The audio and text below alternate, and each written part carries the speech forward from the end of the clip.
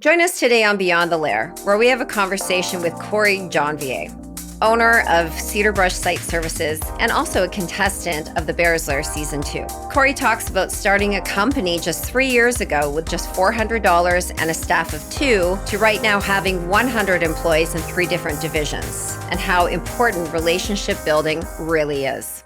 Hi, everybody. Welcome to another episode of Beyond the Lair. We are very thrilled to have a friend of ours, good friend of ours, Janvier. And he is also a contestant of Season 2 for the Bears Lair. And we are thrilled to have you today. My name is Gina Jackson Montgomery. would like to introduce my co-host. I'm Dean Montgomery. It's great to see you, Corey. Yeah, always good to see you as well. And welcome. Janvier is a member of the Prairie, Dene First Nation in Alberta and owner of Cedar Brush Indigenous Site Services and Janitorial. Cedar Brush provides essential services such as commercial cleaning, Indigenous home care, property management, and cleaning solutions to Indigenous communities, organizations, elders, families, and individuals to Metro Vancouver and beyond. Yeah. Welcome to our show today, Corey. Yeah. Thanks a lot for having me, and I've been looking forward to this podcast. It's I think my 4th one, and I definitely enjoy them. So excellent. Well, we have heard some of your podcasts, and it's old hat to you now. So thanks for being with us today. For our listeners and our viewers, let's learn a little bit about you. If you haven't heard of Corey, he has a huge social media presence.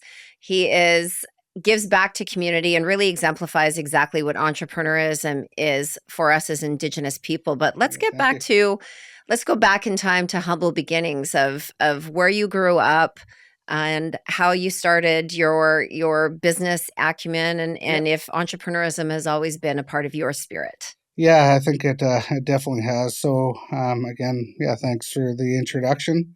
My name is Corey Janvier from Chipewyan, Prairie, Dene First Nation, which is in northern Alberta by Fort McMurray. So when we always introduce ourselves and where we're from, it helps ground us as well as honor those people from the nations that we're from. So, I think we as Indigenous people like to open conversations of where we're from or who our families are, who our moms are, who our dads are, and really make those connections. So, that's how I like to open it. And I grew up in Fort McMurray. I didn't grow up in Prairie. My dad is from Prairie, and my mom is from Edmonton, and with Scottish background. So great grandparents came from Scotland and settled in Grassland, so kind of in between Edmonton and Fort McMurray. Growing up in Fort McMurray, my dad worked at Syncrude for 37 years, and is now a retired children's author. That's what he does on his spare time in retirement, is writes children's books on Dene tales and about Dene life and about him growing up. So he grew up on the reserve, and right after high school, did some training programs in the oil sands as they were starting to boom back then in the late 70s, and became a welder, and then went on to project management, and eventually got seconded to our First Nation to develop a big industrial park and help support some of the new businesses going on for our First Nation. My mom was stay-at-home mom because I have 5 brothers, Bill, Ryan, Brent, Christopher, Eric. So my mom was a stay-at-home mom until we were a bit older and not causing too much ruckus around the home and kind of able to take care of ourselves. So eventually she went and did some training at Kiana College in the prenatal, postnatal kind of Head Start field. And then she started working at the Children's Center, and that was kind of one of my jobs in the summer, was working at the Children's Center doing youth camps and stuff like that. But Fort McMurray was a great place to grow up. I went and visited some friends in the interior BC that I grew up with, and a couple weeks ago in LA. And we were just talking about like how close we still are and how Fort McMurray was prior to the boom. It was a nice small town, a lot of yeah, there's a lot of diversity as well in people. Like you have some of my friends, their family are from um, like Samoans. You have Greeks. You have yeah, African Americans, Chinese, Japanese. So I had friends growing up where their parents came from all over the world. So it was yeah, great to grow up in Fort McMurray. So, what was the population back then before the boom happened, do you think? Um, it wasn't that big. Like you kind of had your three pockets, but I would say in that 30,000 maybe. I should look back at that, but growing up, it wasn't that big. Like you could go to a grocery store downtown and you'd know a lot of people there. Yeah, it was still a good Yeah, size. I was yeah, in Ucluelet and in Port Alberni, and yeah, you're talking some yeah. smaller towns. And sports. I played a lot of sports growing up, Hmm. and that's how you got to know so many different youth and my friends today that are from different parts of the city. Whereas you look in a big city here in Vancouver, it's if you're from Burnaby, you only play in Burnaby and maybe a certain part of Burnaby because it's so big. Whereas there, yeah, you definitely got to meet a lot of people and different backgrounds. So growing up, it was a great place to grow up. Great, right on. When did you realize that you had this entrepreneurial Yeah, spirit? yeah. So Was it young or was it yeah, later on? it was really young actually. I want to say when I was about maybe 10, 12. I don't remember the age, but it was definitely under 12 before I could shovel driveways. When I kind of started doing labor work around the community. So I'll tell a little story. My mom always gets a kick out of it, but our neighbors had a gravel driveway. So as a kid, we didn't really have Nintendo or no computers back then. We had TV, but 12 channels, but you're not really watching TV back then. No Netflix, no internet, no streaming. So as youth, you guys as well, we spent a lot of time outside with our friends or just riding bikes around the neighborhood or just really spending a lot of time outside. And if none of my friends are around, I just go to the next door uh, neighbor's driveway and just start picking rocks and looking for nice ones and go home and wash them up. And this is probably, I would say, I was maybe a little under 10 or something. Then I just go around the neighborhood and try to sell the rocks for a quarter and just go to my friends' parents' houses and neighbors that I knew and just try to sell them nice shiny rocks for a couple dollar or yeah 25 cents or 50 cents, and I take that and go bike ride to the store because you could buy 5-cent candy, so you can if you get a dollar, that's a pretty good little bag of candy or chips for a dollar or 75 cents.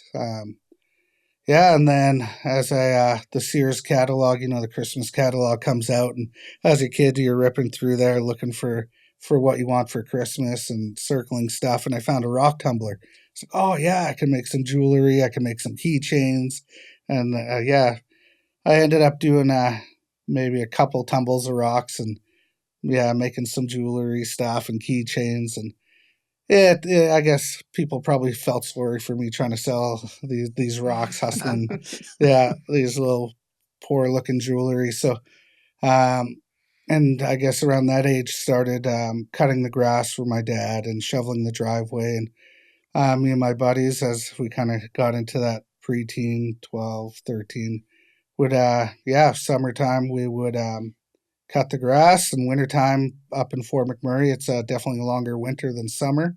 So you'd shovel snow, and you'd make pretty good money doing that, especially with Fort McMurray being the town that it was, with people working day shift, night shift.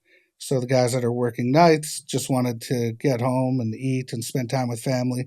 So you'd notice the people that work night shift with their grass was a little longer. Driveways were kind of compacted down, weren't clean. So we'd go approach them, and yeah, they kind of get us on a little schedule and give us a prepayment up front for the month. And yeah, as a kid, at $100 a client, that's pretty good. So me and my buddy would do that, make little flyers. His dad owned a drywall company. His dad was from Santiago, Chile. So he had a nice photocopier machine in the basement, which would be the size of this room. And we would draw little flyers with markers and, oh, we can cut your grass in this pattern, try to make it fancy, and gave our prices on there. And yeah, that was kind of my first entrepreneurial spirit was, yeah, just doing stuff that you really don't see youth do today. take advantage of it, especially in Fort McMurray with people working all different hours, and we were able to capitalize on that, and with a close-knit neighborhood, had a pretty good clientele list, and probably did that till I got a bit older, where I could work in a workplace, and then kind of learn new skills from there. Excellent. So how old are you? I am 44, turning 45 in October. So I got 3 children, 24, 22, and 17, and 1 grandchild, and he just turned 1. So he's about a year and 2 months right now. So. Wow, Grandpa Corey. Wow. Yeah, Papa.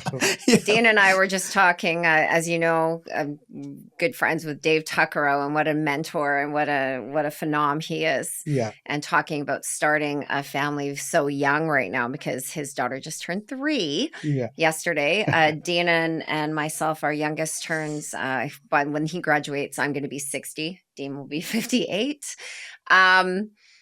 And it's really interesting. The reason why I asked your age is because I think our viewers and our listeners right now, if you're in your 40s or your 50s, and even into your probably your mid 30s, those are the days when we used to have paper routes, where we used to be able to go from house to house and mow lawns and shovel and make jewelry and really show some initiative in becoming an entrepreneur, because we didn't have the luxuries of our family, particularly when you're talking about your mother with 5 boys. Oh my God. The luxury of having vacations and being able to get what you want or what you need. So developing that entrepreneur spirit really early. Where did you go from there, from becoming an entrepreneur to actually working in industry where you were allowed to be working, and what put you in that industry? Yeah, so in Fort McMurray, I my best friend Andreas, his dad Al, used to drive bus and drive workers to site, and worked at some car dealerships, and then he had an opportunity to buy a convenience store in kind of downtown and in the towers, where it houses a lot of workers that are coming in from out of town. So I think I was about 16 then. And so he is from Greece, Al Kitsanellis, and he ended up buying a convenience store, and it was pretty good. So I just started working there with Andreas. Me and him would work together. And as I got comfortable, kind of started working by myself, and you do like sandwich prep, and you had like where you can make sandwiches for guys to take, and kind of like fruit. It was almost like a little mini grocery store. And then a new development popped up right in the middle of downtown. McDonald's was right next to it, and then he opened Flavors, which was like a convenience store, but had like 32 different types of ice cream and 16 flavors of slush, and sold your usual convenience store items. So I really learned a lot from him on running a business and payroll and presentation, right, of your store. If you go to some convenience stores, say the product's not fronted, you go to the pop cooler, you're trying to grab a Gatorade or something, and it's way in the back. And just the cleanliness of the store. So really learned how to run a business by working there, and that was like 5 days a week I was working there. But yeah, it was great, and I really took the pride in that to make sure the store looked good, because if it looks good, it's going to sell, right? Because if it's not displayed properly, or if you don't have your high margin items at the front, right at the till, kind of your visuals need to be there. So really on how to operate a business, I learned a lot from Al, and it was a great experience. And at the same time, I would work with like the child and youth type work, and that was my first career. So kind of towards the end of high school, I was working before school care, just working at like a after school and before school, and then after that I would work at Flavors until like 9 o'clock, and then go hang out with buddies all night and do our thing that teenagers would do. And then, after high school and graduated, moved to Edmonton and started my career in the human services. So did a social work diploma with Musqueam Cultural College, so an Indigenous social work, and ended up moving to BC after I graduated to start my BSW, my Bachelor of Social Work. But eventually stopped that because I had an opportunity to work back in Fort McMurray with my First Nation to do some like business development and community development. And the salary I was making there was almost double than what I would have made at social work. So it was a no-brainer, and that's kind of the start of my career in the industry. So in the oil and gas industry for McMurray, which I've now made a pretty good name for myself over the years. So, and then, I guess I started doing that in about 2009 with my cousin Sherry's company.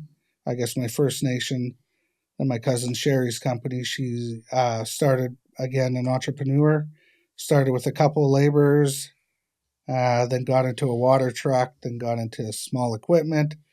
And then she ended up selling her company to North American, which was a big civil construction company that she built up.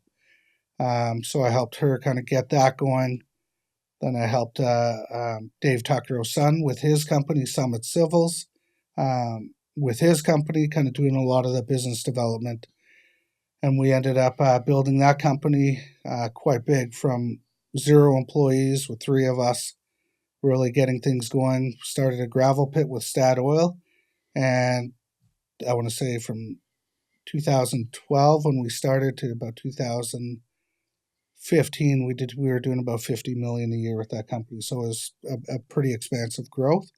And then from there, we ended up that eventually went into Ktunaxa Nation with Kettle River Contracts. So there's some name changes there, and Ktunaxa Nation bought the company, and I eventually went on my own. And that was kind of when my second phase of my entrepreneurial journey started.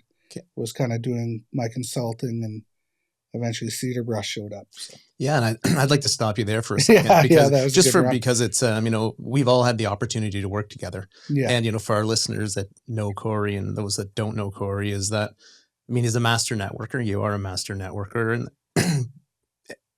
but you work so hard at it. Like what we always recognize is that you're up early. You're hitting emails, right? Yeah. As soon as it's appropriate time to make phone calls, you're on the call. You're going out every afternoon.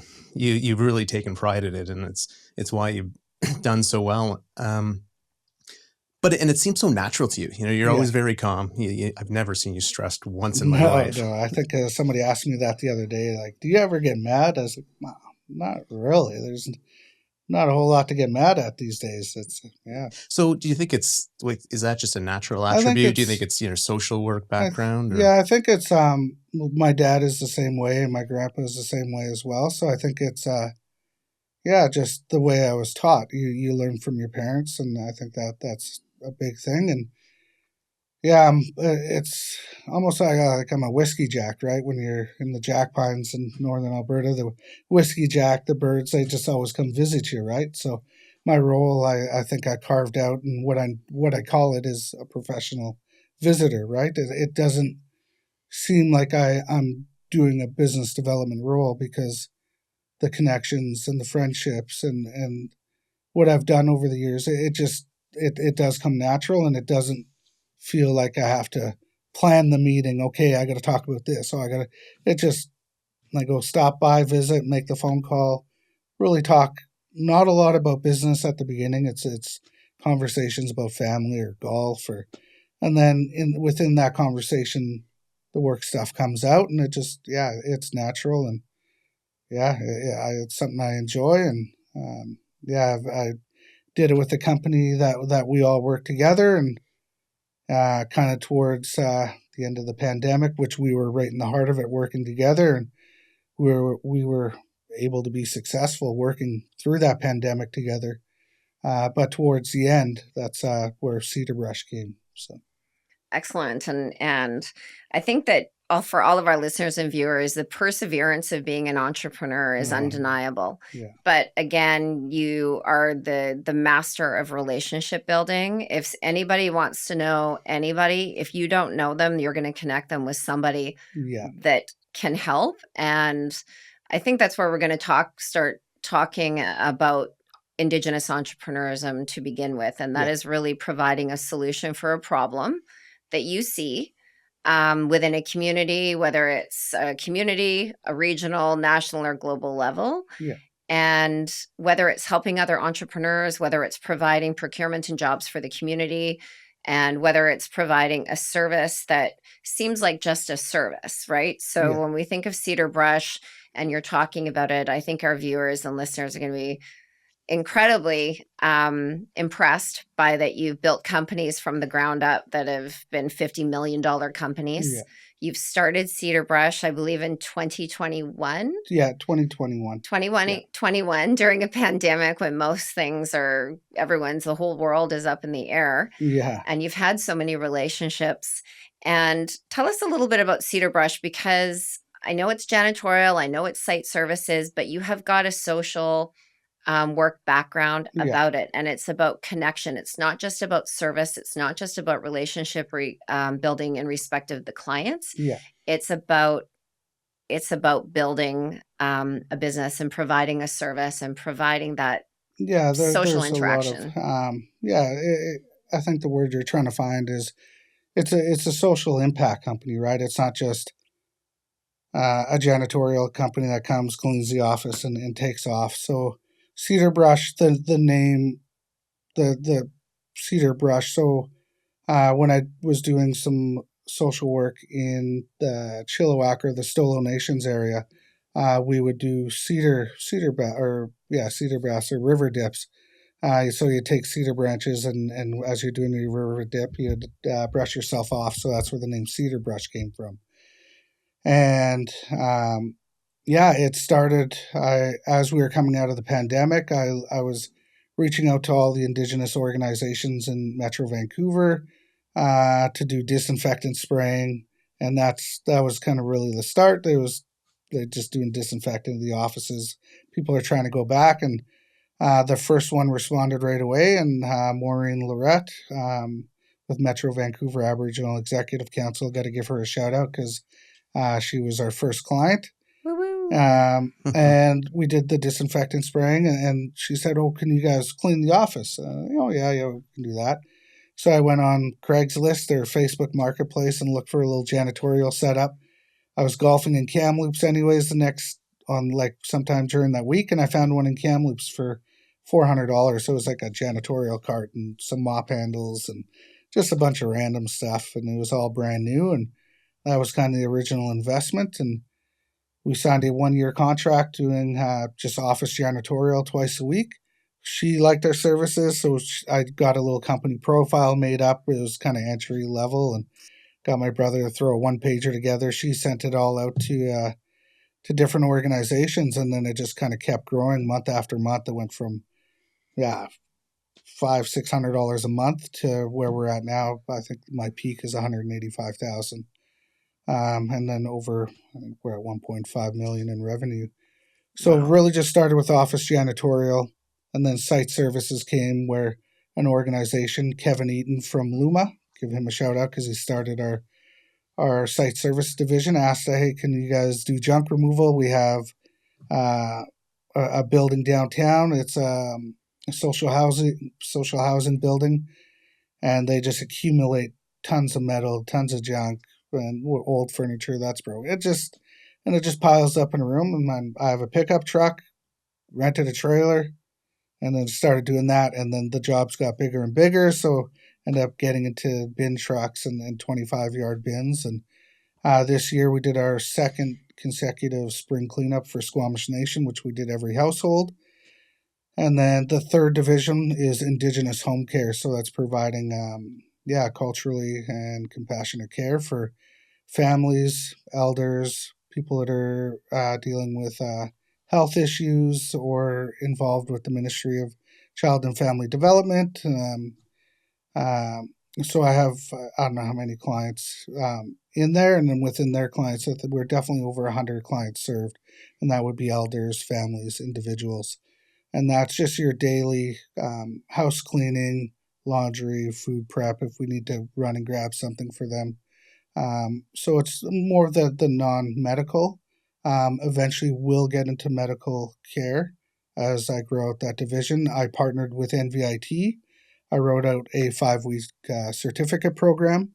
They accepted it, so we'll be starting in September our first Indigenous home care certificate program, which will then allow me to acquire team members that are fully certified, learn about, I guess, your cultural safety, Indigenous health, proper cleaning techniques, so it's a pretty detailed 5-week course. And then that goal of doing that is to be able to expand into different regions with Indigenous home care. So those are kind of my 3 main divisions. And then Indigenous staffing, it's really just providing janitorial for a lot of the housing providers downtown east side. Provide some building managers for BC Indigenous Housing. Brenda Knights, she's a wonderful lady and has done some great things with that organization.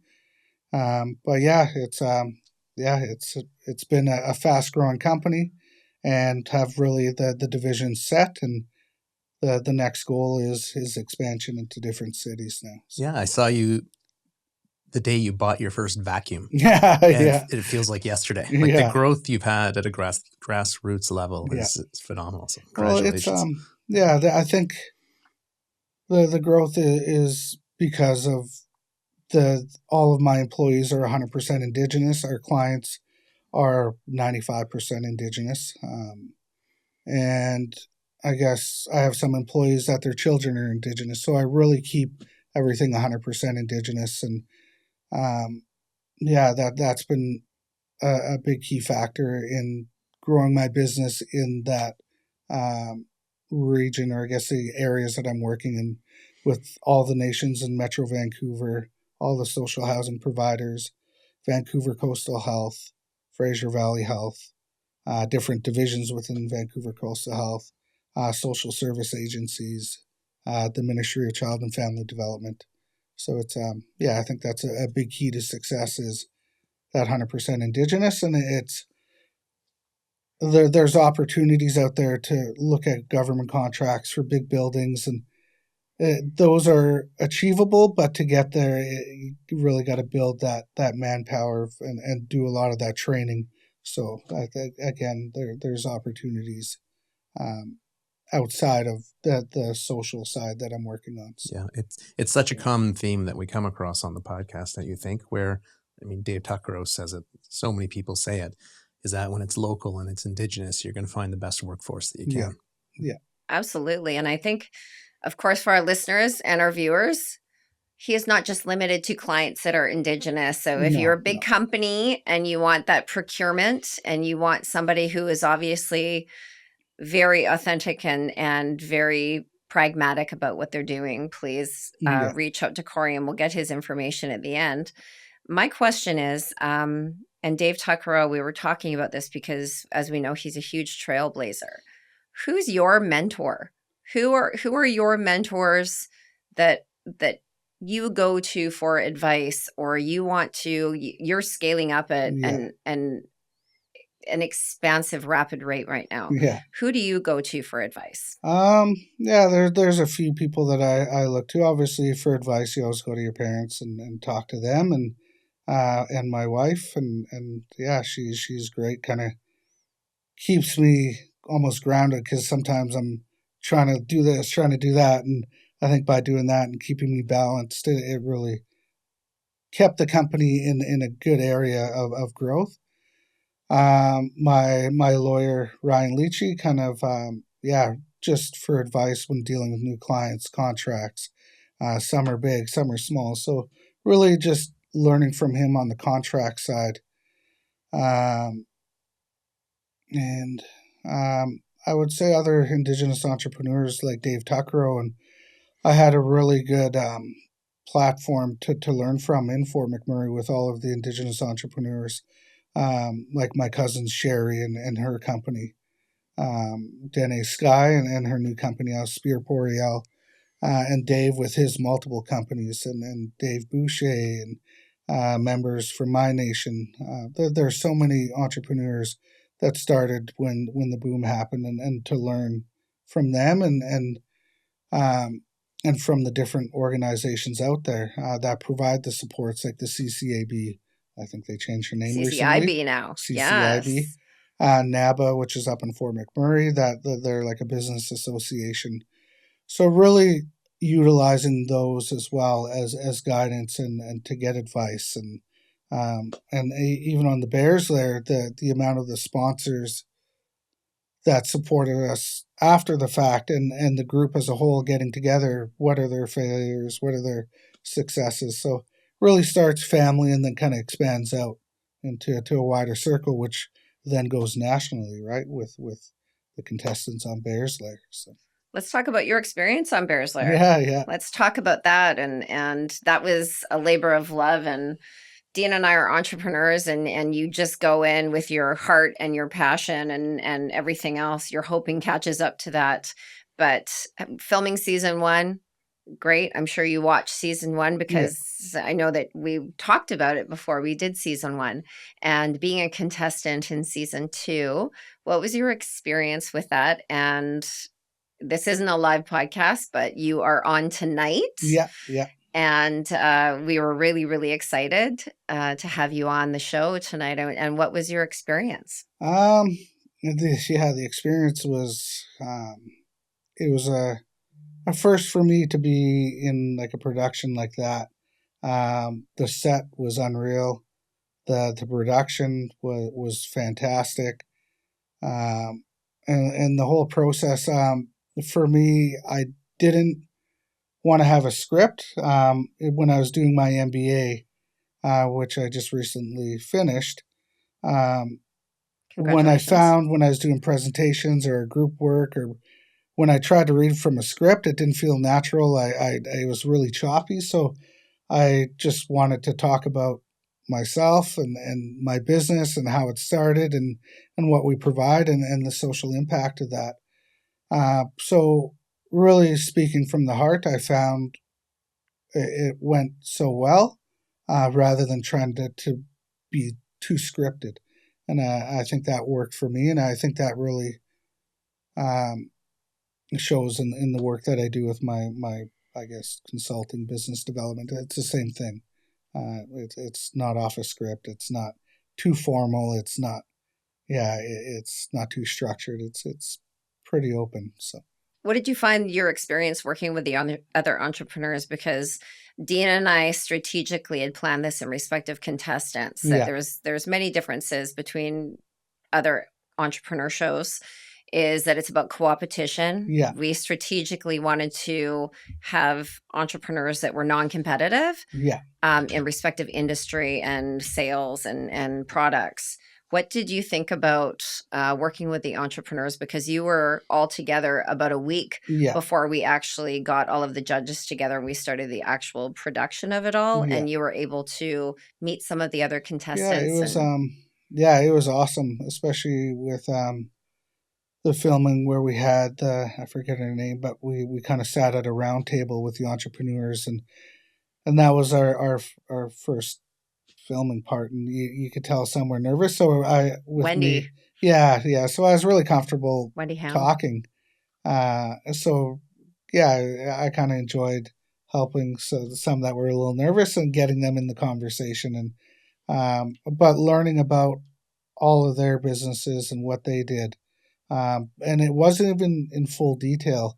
So as I watch the show, I definitely will learn more about them and about their why, right? Because it was so fast and everybody's kind of focused on meeting everybody and about their, I guess, their time in front of the Bears. So, and that's one thing as I watch the episodes, I learned so much more about what they do and their why. And it was an amazing experience. And I would, every entrepreneur out there, if you think you're too small or you don't think you would have the opportunity. It's definitely apply for the next season, because there's going to be season 3, 4, 5, 6. It's such an amazing platform. And then there's others out there like Powwow Pitch. CCAB just announced, CCIB just announced another kind of pitch formatted competition or whatever. But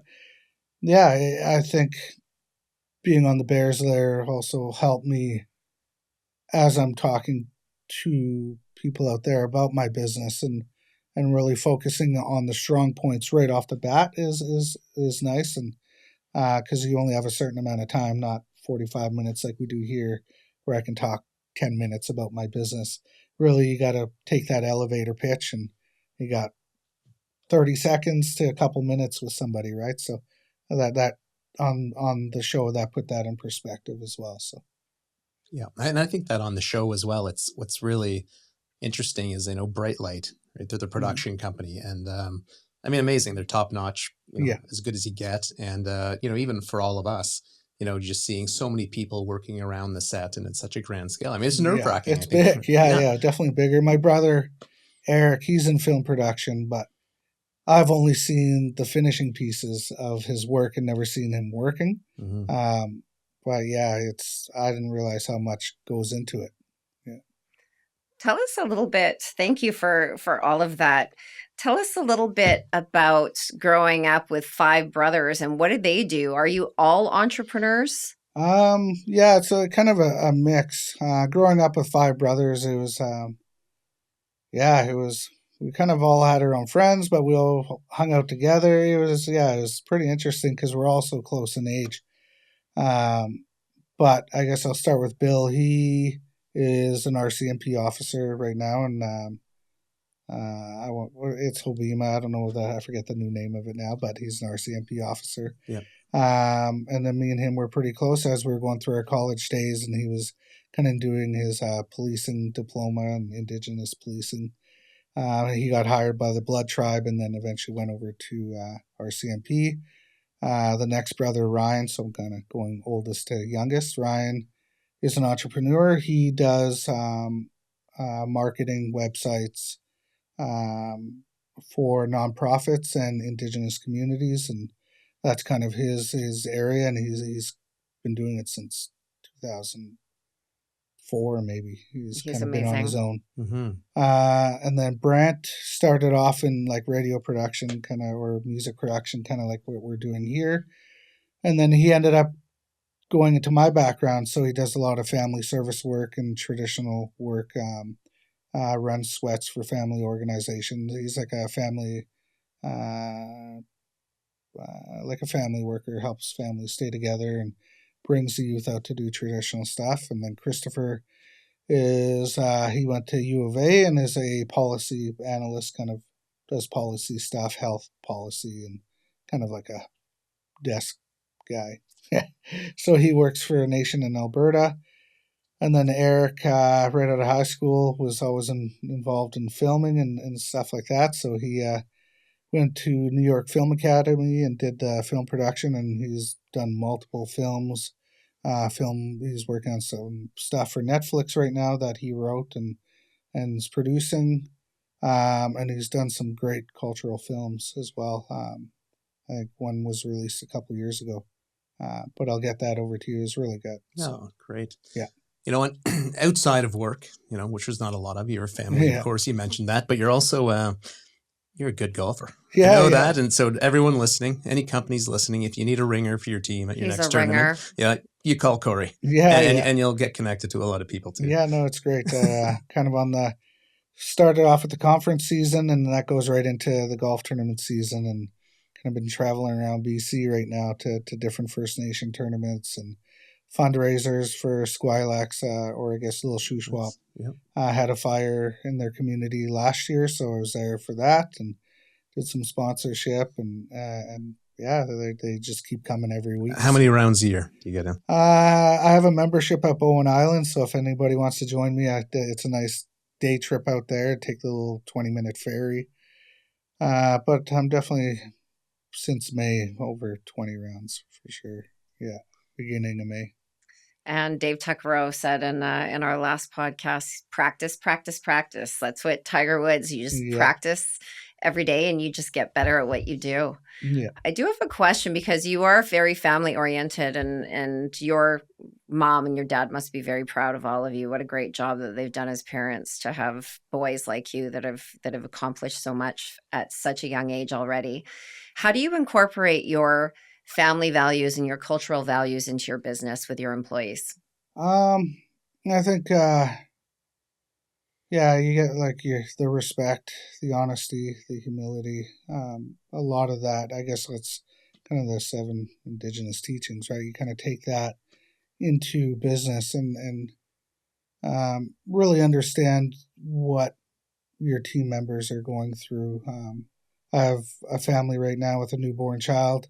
They're living in a hotel right now, so I've been working with them to get them housing. So I have one of my employees, he got pretty sick. He's Lorette. Fantastic guy.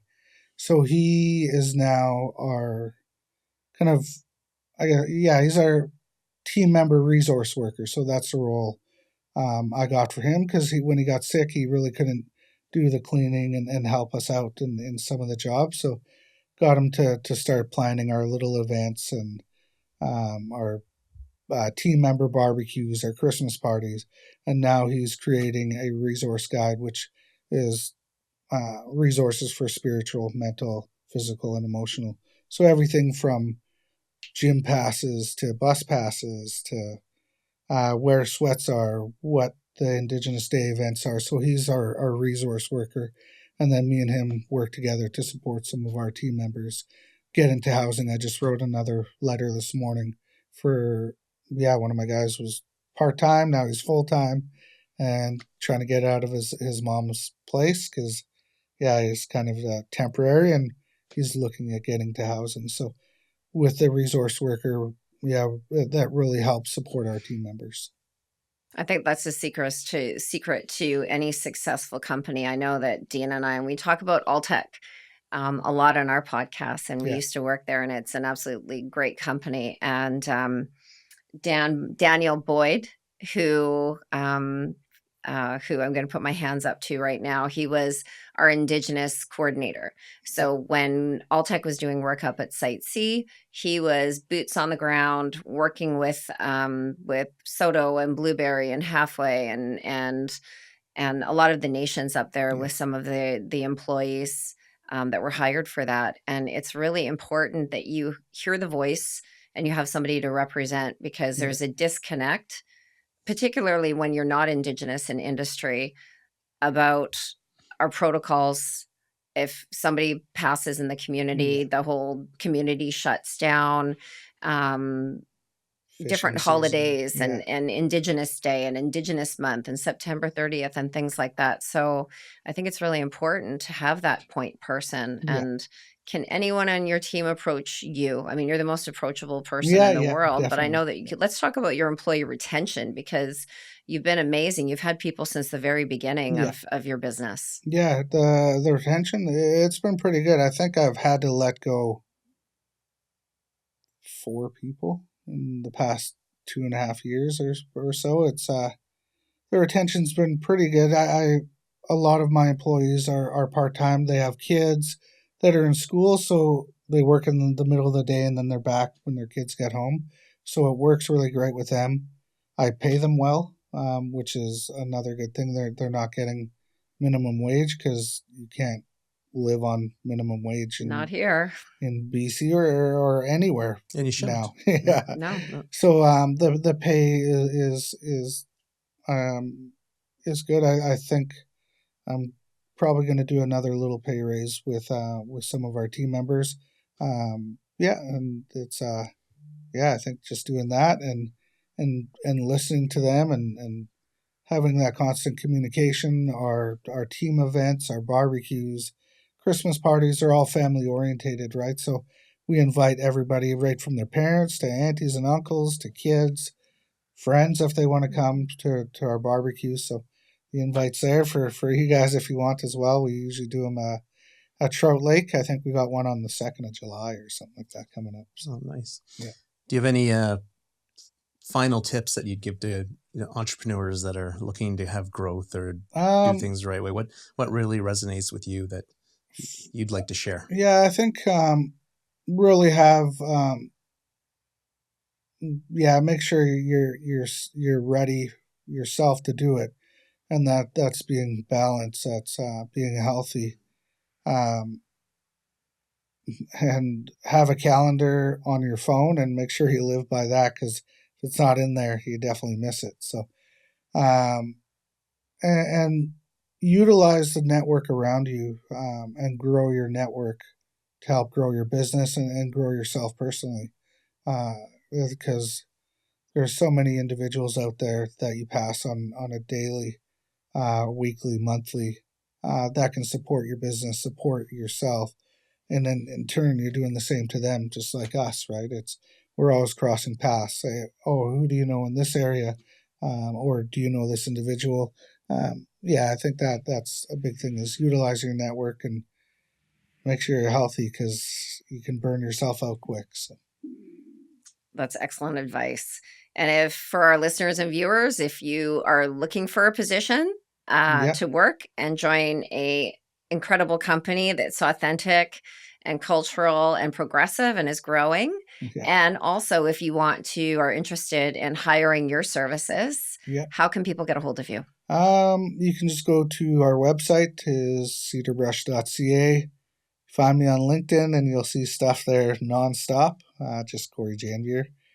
And then email just Corey@cedarbrush.ca. And looking to expand our services out into the major projects around Vancouver.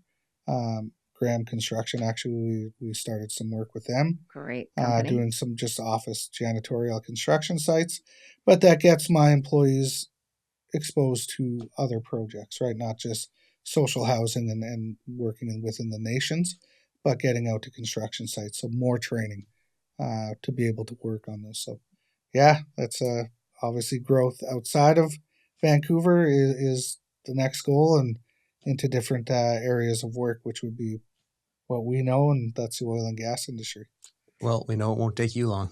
No, I see a future Dave Tuckerow of this generation right in front of us right now. So thank you so much for being with us today, Corey. It's always a pleasure and an honor to have you in our company ever, because we know how busy you are. So thanks for taking the time with us today. All right, thanks, buddy. Thanks for listening to Beyond the Lair. Please follow us, download this episode, and follow us on social media on Instagram, Facebook, LinkedIn, and TikTok.